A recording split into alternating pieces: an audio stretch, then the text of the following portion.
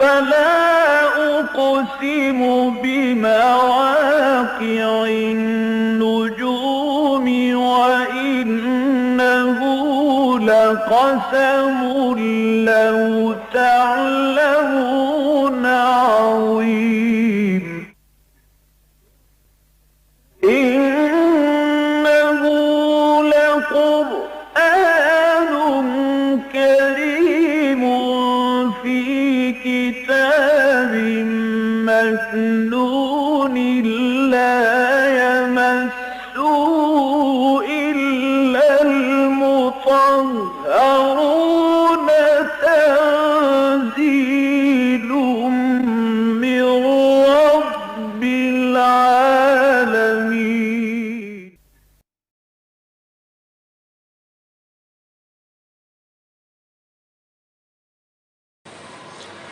اعوذ باللہ من الشیطان الرجیم بسم اللہ الرحمن الرحیم ولن تستطیعوا ان تعدلوا بین النساء ولو حرصتم فلا تمیلوا کل المیل فتذروها کالمعلقات وان تصلحوا وتتقوا فإن اللہ کان غفورا رحیما وان یتفرقا یغنی اللہ کلا من السعۃ وکان اللہ واسعا حکیما. صدق اللہ العظیم. سورۃ النساء کی ہم نے صرف 2 آیات کی تلاوت کی ہے. 19واں رکوع ہے یہ، اور آیت نمبر ہے 129 اور 130. جیسا کہ میں آپ سے پہلے عرض کر چکا ہوں کہ یہ 19واں رکوع جو ہے یہ تفصیل ہے ان آیات کی، وضاحت ہے ان آیات کی جو سورۃ النساء کے آغاز میں آئی تھی. اب یہ جو آیت نمبر 129 ہے یہ آیت نمبر 3 کی جو ہے وہ وضاحت ہے. آیت نمبر 3 کو میں آپ کے سامنے ایک دفعہ دوبارہ دہرا دیتا ہوں. سورۃ النساء کی آیت نمبر 3 کے اندر اللہ پاک نے فرمایا تھا وَإِنْ خِفْتُمْ، اگر تمہیں خوف ہو، اللہ تقسطوا فی الیتامى، یتیم لڑکیوں کے بارے میں، فانکحوا، تو نکاح کرو، ما طاب لکم من نساء، ان عورتوں سے جو تمہیں پسند ہوں، مثنی و ثلاث و رباع، 2 3 یا پھر 4 میکسیمم 4 بیویاں رکھنے کی تمہیں اجازت ہے. فَإِنْ خِفْتُمْ، لیکن یہ بھی دھیان رکھنا کہ اگر تم ایک سے زیادہ شادیاں کر رہے ہو تو پھر ان 4 بیویوں کے درمیان، 3 کے درمیان یا 2 کے درمیان، جتنی بھی ہیں ان کے درمیان تمہیں پوری مساوات رکھنی ہے، عدل کرنا ہے، انصاف کرنا ہے. لیکن اگر تمہیں یہ خوف ہو کہ تم انصاف نہیں کر سکتے، فَإِنْ خِفْتُمْ أَلَّا تَعْدِلُوا فَوَاحِدَةٍ، تو پھر صرف ایک بیوی کے اوپر گزارا کرو. اس صورتحال میں پھر تمہیں ایک سے زیادہ کرنے کی اجازت نہیں ہے. تو یہ تو تھی آیت نمبر 3 جس کے اندر اللہ پاک نے یہ فرما دیا کہ تم ایک سے زیادہ شادیاں کر سکتے ہو، لیکن شرط یہ ہے کہ ان ساری بیویوں کے درمیان تمہیں 100% مساوات کے ساتھ چلنا پڑے گا. ہر بیوی کو پراپر ٹائم دینا پڑے گا، نان نفقہ دینا پڑے گا. جو معاملات تمہارے ایک بیوی کے ساتھ ہیں دوسری بیوی کے ساتھ بھی ویسے ہی رہنا پڑے گا. اب یہ جو آیت 129 ہے، اگر کوئی شخص پہلی نظر میں سورۃ النساء کو پڑھنا شروع کرے بغیر کسی استاد سے سمجھے ہوئے،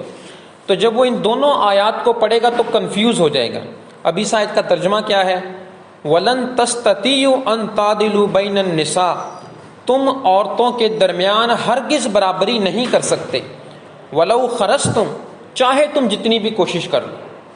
اب وہاں پر اللہ پاک نے فرمایا کہ ایک سے زیادہ کر لو لیکن برابری کرنی ہے. اب یہاں اللہ پاک فرما رہے ہیں کہ تم ہرگز برابری نہیں کر سکتے چاہے تم جتنی بھی کوشش کر لو. تو ظاہری طور پر کوئی یہ نتیجہ نکال سکتا ہے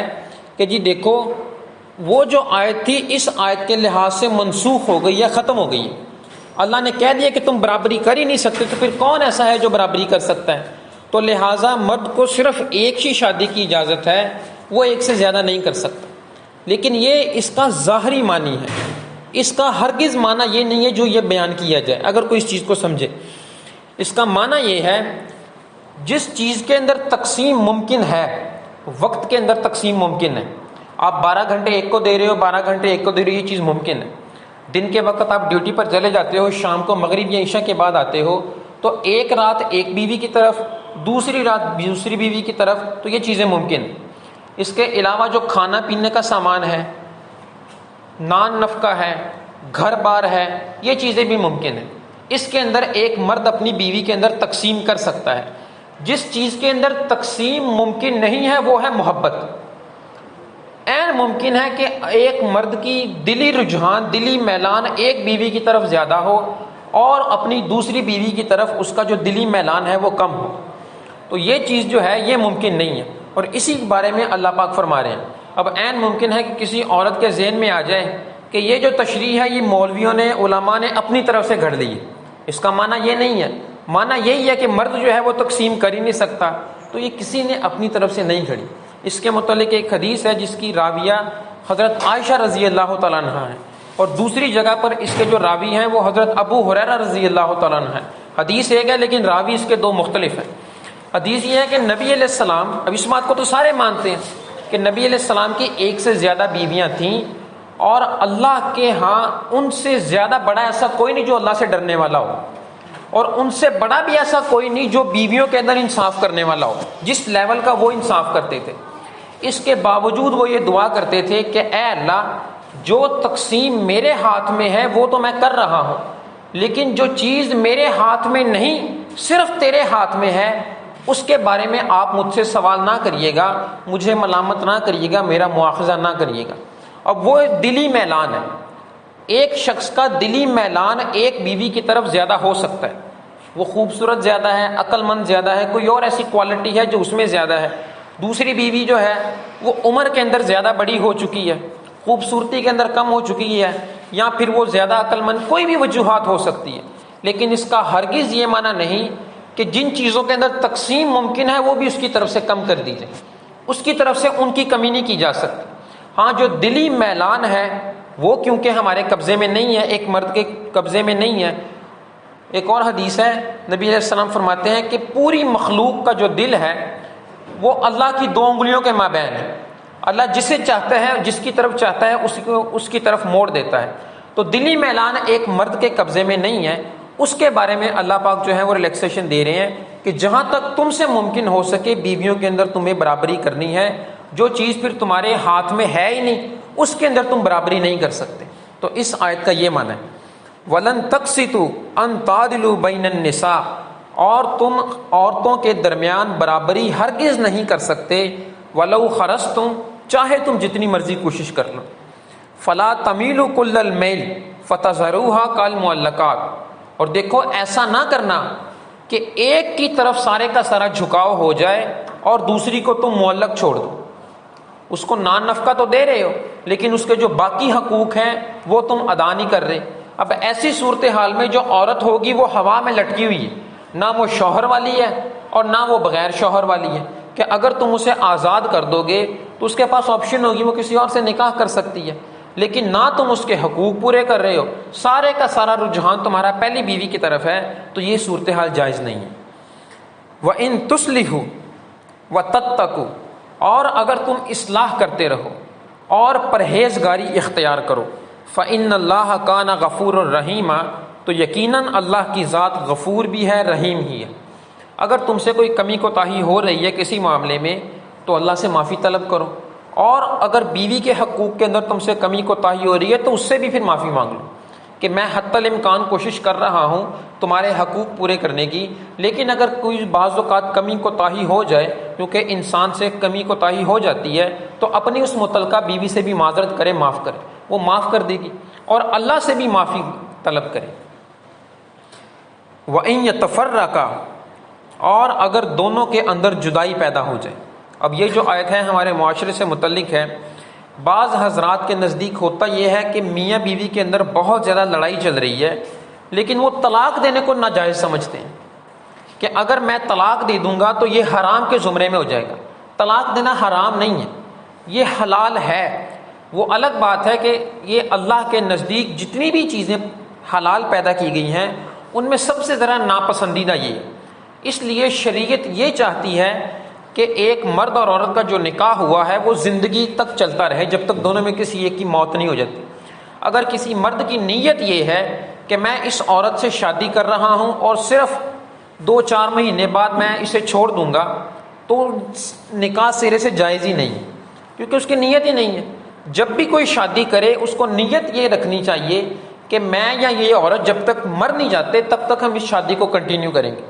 لیکن اگر وہ نیت کے اندر خباثت ہے کہ میں 2-4 مہینے لذت حاصل کر کے اپنی بیوی کو چھوڑ دوں گا، تو ایسا نکاح سرے سے جائز ہی نہیں ہے، اس کو علماء ہرگز جائز قرار نہیں دیتے۔ یہ تو پھر وہی صورتحال ہے جو کہ شیعہ حضرات متع کے سلسلے میں لیتے ہیں کہ 2-4 دن 5 دن کا نکاح بھی جائز ہوتا ہے، اس کو چھوڑ کر اگلی بیوی کر لو، پھر 2-4 دن 5 دن کے بعد اسے چھوڑ کر اگلی بیوی کر لو، تو یہ چیزیں ٹھیک نہیں ہیں۔ تو شریعت یہ چاہتی ہے کہ طلاق جو ہے وہ کسی صورت میں نہ ہو، اس لیے شریعت نے طلاق کو روکنے کے لیے بہت زیادہ رکاوٹیں پیدا کی کہ اگر کوئی شخص شریعت کے پراپر راستے پر چلے تو حتی الامکان 99% چانسز یہی ہوتے ہیں کہ میاں بیوی میں علیحدگی نہیں ہوتی۔ اب وہ صورتحال یہ ہے کہ اگر ایک شخص کو لگتا ہے کہ اس کی اپنی بیوی کے ساتھ صورتحال پیدا نہیں ہو رہی، محبت پیدا نہیں ہو رہی، رشتہ آگے نہیں چل رہا، تو پہلا سٹیپ یہ ہے کہ وہ اپنی بیوی کو پیار اور محبت سے سمجھائے گا۔ ہم پچھلی آیات کے اندر پڑھ چکے ہیں۔ اگر وہ بیوی پیار اور محبت سے نہیں سمجھتی تو دوسرا سٹیپ یہ ہے کہ وہ اس سے ناراضگی اختیار کرے اور اپنا بستر الگ کر لے۔ اگر وہ پھر بھی نہیں سمجھتی تو پھر وہ اسے مار سکتا ہے۔ اگر وہ پھر بھی نہیں سمجھتی تو پھر مرد اور عورت دونوں اپنے اپنی طرف سے ایک منصف مرد کو درمیان میں شامل کر لیں گے۔ اس کی طرف سے کوئی ایسا شخص جو فیصلہ کرنے میں مہارت رکھتا ہے، چیزوں کو سمجھتا ہے، اور عورت کی طرف سے کوئی ایسا شخص، اور ہونے وہ مرد چاہیے، خواتین کو اس میں شامل نہیں کیا جائے گا۔ دونوں کے درمیان وہ صلح کروا دیں گے۔ اگر پھر بھی وہ صلح کا کوئی چانس نہیں پیدا ہوتا، فل زور لگ چکا ہے، ساری حدیں پار ہو چکی ہیں، پھر مرد اپنی بیوی کو ایک طلاق دے گا، تینوں اکٹھی نہیں دے سکتا، یہ شریعت کہتی ہے، ایک طلاق دے گا، اور ایک طلاق دینے کے بعد مرد اپنا بستر الگ کر کے دوسرے کمرے میں شفٹ کر لے گا، اس کے ساتھ رات کو اس کمرے میں سو نہیں سکتا، اور عورت کے اوپر یہ لازم ہو جائے گا کہ وہ پھر اپنے گھر سے باہر نہیں نکل سکتی جب اس کا مرد اسے ایک طلاق دے دے گا۔ وہ اپنے گھر کے اندر رہے گی، صبح کے وقت آدمی جو ہے وہ کام پر چلا جائے گا، شام کو جب وہ واپس آئے گا تو عورت کو چاہیے کہ بناؤ سنگار کر کے رکھے تاکہ اس کا مرد اس کی طرف راغب ہو جائے۔ 3 مہینے کی عدت ہوتی ہے یہ۔ 3 مہینے کے اندر اگر کوئی شخص اپنی عورت سے رجوع نہیں کرتا تو پہلی طلاق واقع ہو جائے گی۔ اب عورت اس کے قبضے سے آزاد ہے، وہ چاہے تو دوسرا نکاح کر سکتی ہے، لیکن ڈومیننٹ جو ہوگا وہ پہلا مردی ہوگا۔ وہ چاہے تو اس سے پہلا نکاح کرنے سے روک سکتا ہے کہ نہیں ابھی میرے پاس 2 چانس ہے، میں تم سے شادی کرنا چاہتا ہوں دوبارہ، تو دوبارہ ان کا نکاح ہو جائے گا۔ لیکن اگر پہلی طلاق واقع ہونے کے بعد بھی وہ مرد یہ تہیہ کر چکا ہے کہ میں نے اسے رکھنا ہی نہیں ہے، تو 3 مہینے کے بعد وہ دوسری مرتبہ اسے کہہ سکتا ہے کہ میں نے تمہیں دوسری طلاق بھی دی۔ پھر یہ سائیکل چلے گا 3 مہینے کا۔ 3 مہینے کے اندر اگر وہ رجوع کر لیتا ہے تو ٹھیک، لیکن اگر وہ رجوع نہیں کرتا تو پورے 6 مہینے جب وہ اوور آل ہو گئے تو دوسری طلاق بھی واقع ہو جائے گی۔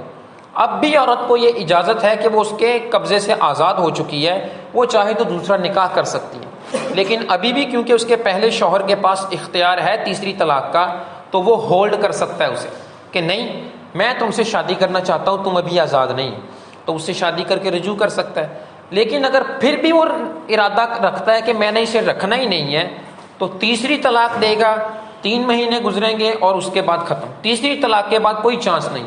اب وہ چاہے نہ چاہے وہ عورت اس کے قبضے سے آزاد ہو چکی ہے۔ اب ان ساری صورتحال کو آپ ذہن کے اندر رکھیں، اگر کوئی شخص پراپر شرعی طریقے کو استعمال کر کے اپنی عورت کو آزاد کرنا چاہے تو مجھے نہیں لگتا کہ دونوں کے درمیان طلاق ہو سکتی، کیونکہ جب ایک مرد اپنا بستر الگ کر کے سائڈ والے کمرے میں چلا جائے گا، بچے بھی ہیں چھوٹے، تو اس کے ذہن میں یہ خیالات ضرور پیدا ہوں گے کہ یار میری بیوی ہے، چلو غصے سے میں نے کہہ دیا،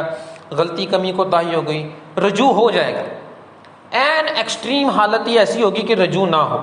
اور اگر نہ بھی ہوا تو دوسری طلاق میں ضرور ہو جائے گا، اور اگر نہ بھی ہوا تو تیسری میں تو آپشن ہوتا ہی ہے۔ اور اگر کوئی شخص پراپر اس چینل کو فالو کرے تو 99% طلاق کے واقعات رونما نہیں ہوں گے۔ لیکن ہوتا کیا ہے،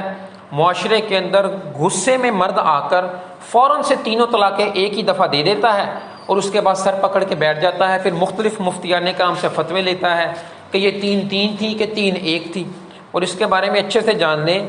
چاروں ائمہ کا اس پر اجماع ہے کہ 3 ہی گنی جاتی ہیں،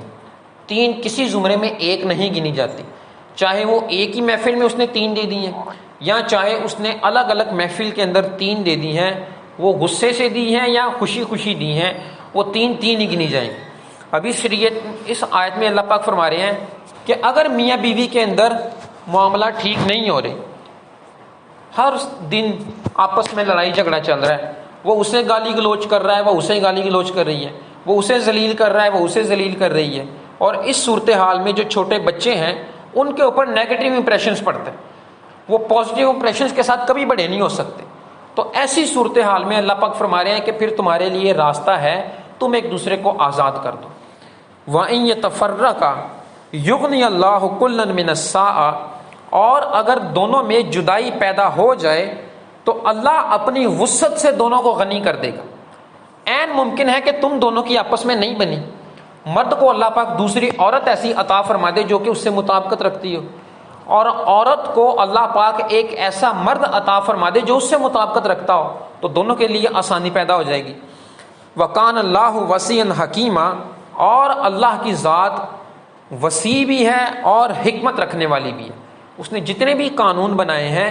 وہ کھیل تماشے کے لیے نہیں بنائے، اسے بڑا اچھے سے پتہ ہے کہ کس قانون کو کیسے نافذ کرنا ہے، کس قانون کا انسانوں کے لیے فائدہ ہے، کیا اس کی حدود ہونی چاہیے، کیا لیمیٹیشنز ہونی چاہیے، وغیرہ وغیرہ. آج کا ہمارا سبق یہیں تک تھا. اللہ پاک ہم سب کو اس قرآن کو سمجھنے کی اور اس پر عمل کرنے کی توفیق عطا فرمائے.